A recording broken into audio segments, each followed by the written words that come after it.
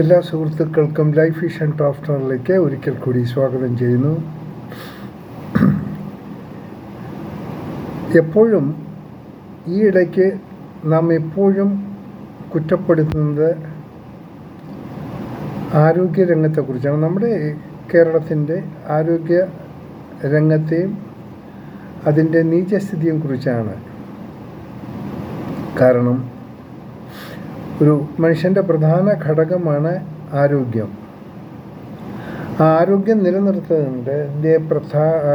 നിർത്തുന്നതിൻ്റെ പ്രധാന ഭാഗം ഓരോ വ്യക്തികളിലും നിക്ഷിപ്തമാണ്. എന്നാൽ ആരോഗ്യം നല്ല രീതിയിൽ സൂക്ഷിക്കണമെന്നുള്ള സംവിധാനങ്ങൾ ഗവൺമെൻറ് തലത്തിൽ ഉണ്ടായിരിക്കണം. അത് കേരളത്തിൽ ഉണ്ടായിരുന്നു, നല്ല രീതിയിൽ പ്രവർത്തിച്ചിരുന്നു. യാതൊരു ബുദ്ധിമുട്ടും ഉണ്ടായിരുന്നില്ല ഒരു കാലത്ത്. എന്നാൽ ഈ വർഷങ്ങളിൽ ഉണ്ടായിട്ടുള്ള അപാകതകൾ എത്ര പറഞ്ഞാലും തീരാത്ത രീതിയിലാണ്. പക്ഷെ ഒരു കാര്യമുണ്ട്, ബുദ്ധിമതിയായ നമ്മുടെ ആരോഗ്യമന്ത്രി പറഞ്ഞ ഒള്ളി സിസ്റ്റം തകരാറ് മാത്രമാണ്. ഈ സിസ്റ്റമാണ് മൊത്തം കൺട്രോൾ ചെയ്യുന്നത്. അവർ മൊത്തം അതിനെക്കുറിച്ച് അറിയുന്നത്. ഇവർ പഠിച്ച സിസ്റ്റത്തിൻ്റെ തകരാറെന്താണെന്നും തകരാറല്ല മന്ത്രിക്ക് നല്ലതുപോലെ അറിയാം. എന്ത് ചെയ്യാം, നമുക്ക് അനുഭവിച്ചേ പറ്റൂ. എല്ലാവരോടും ഞാൻ റിക്വസ്റ്റ്, ഇന്ന് സാധിച്ചാൽ മലയാള മനോരമ പത്രം ഒന്നെടുക്കുക. അതിൽ ഓരോ മെഡിക്കൽ കോളേജിൻ്റെ കുറിച്ചുള്ള ശോചനീയമായ അവസ്ഥയെക്കുറിച്ച് വളരെ വ്യക്തമായിട്ട് പറഞ്ഞിട്ടുണ്ട്. ട്രിവാൻഡ്രം, മഞ്ചേരി, എറണാകുളം, കോഴിക്കോട്, അതിങ്ങനെ കിടക്കുന്നു. അവരൊരു ഏറ്റവും സങ്കടം കാസർഗോഡ് മെഡിക്കൽ കോളേജാണ്. വളരെ ദുഃഖകരമാണ്. ഇതുകൊണ്ട് എന്താണ് ആസ്വാദന ഒരു സുഖം മന്ത്രിക്ക് കിട്ടുക എന്നറിയില്ല. ഓരോ വ്യക്തികളും കഷ്ടപ്പെട്ട് വേദന അനുഭവിച്ച് ഇഞ്ചായിട്ട് അവരുടെ ദിവസങ്ങൾ തള്ളി നീക്കുമ്പോൾ ഇതൊരു സിസ്റ്റത്തിൻ്റെ തകരാറെന്ന് മാത്രം പറഞ്ഞ് ഒഴിയുന്ന ഒരു മന്ത്രി ഈ കേരളത്തിനുണ്ടായത് എന്തുകൊണ്ട്? കേരളക്കാർ പാവം പിടിച്ചവർ ചെയ്തതിൻ്റെ ഫലമാണോ ഇങ്ങനെയൊക്കെ നടക്കുന്നത്, ഇങ്ങനെയൊക്കെ സംഭവിക്കുന്നത്?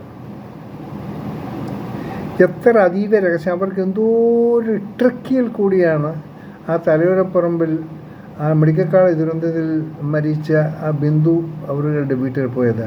എത്ര അതീവ രഹസ്യമായി. അവർക്ക് എല്ലാ കളിയും അറിയാം, കളി എങ്ങനെ കളിക്കണമെന്നും അറിയാം. പിന്നെ അവർ കളിക്കുന്നതിൻ്റെ ഒരു ഭാഗമുണ്ട്. കാരണം അവരെന്ത് കളിച്ചാലും അവരെ രക്ഷപ്പെടുത്താൻ ഒരു കപ്പൽ ക്യാപ്റ്റനുണ്ട്. ക്യാപ്റ്റൻ ഇവിടെ ഇല്ല, അത് വേറെടുത്താണ്. അപ്പോൾ എങ്കിൽ തന്നെയും ഇവർ ചെയ്തു കൂട്ടുന്ന ഓരോന്നിനും ഒരിക്കൽ ഇവർ ഈശ്വരൻ്റെ മുന്നിൽ കണക്ക് കൊടുക്കേണ്ടി വരും, തീർച്ചയാണ്. കാരണം ഇവർ ദൈവനാമത്തിൽ സത്യപ്രതിജ്ഞ ചെയ്തവരാണ്. അത് പല തിരുമേനിമാരുടെയും മേലധ്യക്ഷന്മാരുടെയും മതാധ്യക്ഷന്മാരുടെയൊക്കെ മുന്നിൽ നിന്ന് കാട്ടിക്കൂട്ടിയ സത്യപ്രതിജ്ഞയൊക്കെ നമ്മൾ കണ്ട് അതിലൊന്നും അവർ ചെയ്യുന്നില്ല. അവരെന്ത് പ്രോമിസ് ചെയ്തോ അതൊന്നും അവർ ചെയ്തിട്ടില്ല, അവർക്ക് ചെയ്യാൻ സാധിച്ചിട്ടുമില്ല. അവർക്ക് അവരുടേതായ പണി എത്ര കണ്ട് അവർക്ക് എന്ത് ബെനിഫിറ്റ് ഉണ്ടാക്കാൻ പറ്റും അതിനുവേണ്ടി അവർ ശ്രമിക്കുന്നു, അവർ ഭരിക്കുന്നു. പാവപ്പെട്ട രോഗികൾ എന്തായിക്കോട്ടെ, അത് അവർക്കൊരു കെയറല്ല, അവർക്കൊരു പ്രശ്നമേ അല്ല. അവരാർക്കും ഒന്നും ചെയ്യാൻ പറ്റില്ല. അവരെയും ഈ PP ദിവ്യയും പിന്നെ വേറെ ഒരു പെണ്ണുണ്ടല്ലോ, എൻ്റെ പേര് ചിന്താ ജെറോം, ഇവരൊന്നും ആർക്കും ഒന്നും ചെയ്യാൻ പറ്റില്ല.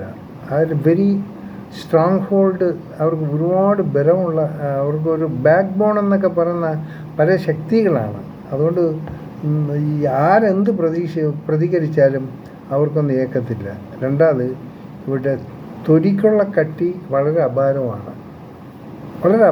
അത് ആരെ എടുത്താലും, അത് PP ദിവ്യ എടുത്താലും ചിന്താ ജെറോമിനെ എടുത്താലും നമ്മുടെ ആരോഗ്യമന്ത്രിയൊക്കെ ഏതാണ്ട് ഇത് തന്നെയാണ്.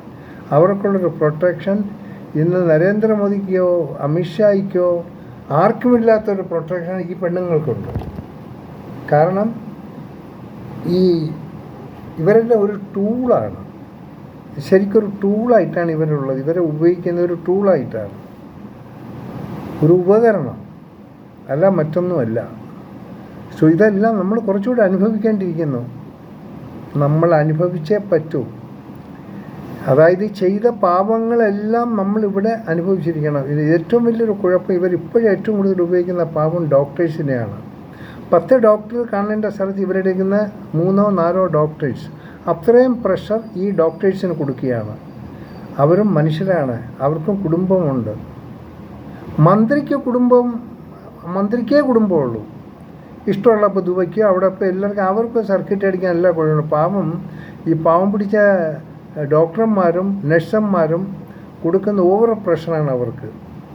മാനസികമായി അങ്ങേയറ്റം ഉപദ്രവിക്കുകയാണ്. അതുകൊണ്ട് മന്ത്രി, നിങ്ങൾ എന്തെങ്കിലും ഇതിനൊരു തീരുമാനം എടുക്കുക. നിങ്ങളുടെ ദിവസങ്ങൾ എണ്ണപ്പെട്ട് കഴിഞ്ഞു. നിങ്ങൾക്ക് കുറച്ച് മാസങ്ങളെ ബാക്കിയുള്ളൂ. കുറച്ചെങ്കിലും ഒന്ന് ശ്രദ്ധിക്കുക. ഒരു മണിക്കൂറെങ്കിലും കഷ്ടപ്പെടുന്ന മനുഷ്യരെക്കുറിച്ച് ഒന്ന് ചിന്തിക്കുക. വെറും മരുന്ന് കമ്പനിക്ക് വേണ്ടി മാത്രം നിങ്ങൾ മന്ത്രിപദം അലങ്കരിക്കല്ലേ. മരുന്ന് കമ്പനി രോഗികൾക്കും അതിൻ്റെ ദല്ലാളന്മാർക്കും വേണ്ടി മാത്രം നിങ്ങളൊരു മന്ത്രിപ്പണി നടത്തുക എന്ന് വെച്ചാൽ വളരെ മോശമാണ്. ഇനി നിങ്ങളെപ്പറ്റി ആരെന്തെങ്കിലും പറഞ്ഞാൽ അപ്പോൾ സൈബർ ടീമിനെ വിളിച്ച് അവരെ ഭീഷണിപ്പെടുത്തുക, അവരെ കേസിനെപ്പെടുത്തുക. അത് നിങ്ങളുടെ ഒരു സ്ഥിരം പരിപാടിയായിട്ട് മാറ്റിയിരിക്കുകയാണ്. കാരണം ഇതാണ് നിങ്ങളുടെ ഏറ്റവും വലിയ ഗതികേട്. അതുകൊണ്ട് സാധിച്ചാൽ ഇനിയെങ്കിലും കുറച്ചെങ്കിലും ഒരു മനസാക്ഷ്യം ശകലം ഉണ്ടെങ്കിൽ നിങ്ങൾ ആ രോഗികളുടെ ആ ദയനീയ സ്ഥിതി ഒന്ന് പോയി നേരിൽ കാണുക. ഇല്ല ഇന്നത്തെ മനോരമ വായിക്കുക, അതിലുണ്ട് പടങ്ങൾ സഹിതം. നിങ്ങൾക്ക് വ്യക്തമായിട്ട് അതിന് മനസ്സിലാക്കാൻ പറ്റും. കാരണം നിങ്ങളുടെ PR ടീം എന്ന് പറഞ്ഞാൽ നിങ്ങളൊന്നും അറിയിക്കില്ല. നിങ്ങളെ വെള്ളപൂശുന്ന PR ടീമും നിങ്ങളെ വെള്ളപൂശുന്ന കുറച്ച് ആൾക്കാർ നിങ്ങളുടെ കൂടെയുണ്ട്. അവരിൽ കൂടി നിങ്ങൾക്കൊന്നും അറിയാൻ പറ്റില്ല. അതുകൊണ്ട് എന്തെങ്കിലും വ്യക്തമായി അറിയണമെങ്കിൽ അറ്റ്ലീസ്റ്റ് ഈ ദിനപത്രങ്ങൾ കൂടി ഒന്ന് വായിക്കുക. നിങ്ങൾക്ക് കുറച്ച് വേഷപ്രശ്നയായിട്ടും അവിടെയൊക്കെ പോയി ചെക്കപ്പ് ചെയ്യാം. മേക്കപ്പ് ചെയ്യാനുള്ള ആൾക്കാരുണ്ട്. നിങ്ങൾക്ക് വേഷപ്രശ്നം ആകാൻ വളരെ എളുപ്പമാണ്. അതുകൊണ്ട് കുഴപ്പമൊന്നുമില്ല. അതുകൊണ്ട് ഇനിയെങ്കിലും പാവങ്ങളെ ഉപദ്രവിക്കാതിരിക്കുക. അപേക്ഷിക്കുകയാണ്, താഴ്മയായി അപേക്ഷിക്കുകയാണ്. അവരെ കണ്ണുനീരാഴ്ത്തുക. അവർ തിന്നുന്ന ഓരോ വേദനയും നിങ്ങൾക്കിപ്പോൾ എഫക്റ്റ് ആയില്ലെങ്കിലും ഒരിക്കൽ നിങ്ങൾക്ക് അത് അനുഭവിക്കേണ്ടി വരും. യാതൊരു ഡൗട്ടുമില്ല. 100% നിങ്ങൾക്ക് വേദനിക്കേണ്ടി വരും.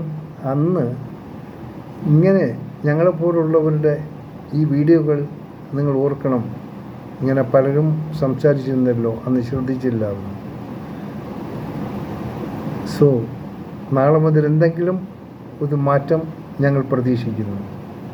മറക്കാതിരുന്നാലും നമ്മുടെ വീഡിയോ കാണുന്ന സുഹൃത്തുക്കൾ ഈ വാർത്തകൾ നിങ്ങളുടെ സുഹൃത്തുക്കളെയും അറിയിക്കുക. ചിലപ്പോൾ നമ്മുടെ മന്ത്രിക്ക് ഒരു മാറ്റം വന്നാൽ നമ്മൾ രക്ഷപ്പെട്ടു. അങ്ങനെ ഉണ്ടാകാൻ വേണ്ടി നമുക്കെല്ലാം പ്രാർത്ഥിക്കാം. കാണാൻ വീണ്ടും മറ്റൊരു വീഡിയോയിലൂടെ. ഞാൻ GK തുമ്പക്കാരൻ. Thank you.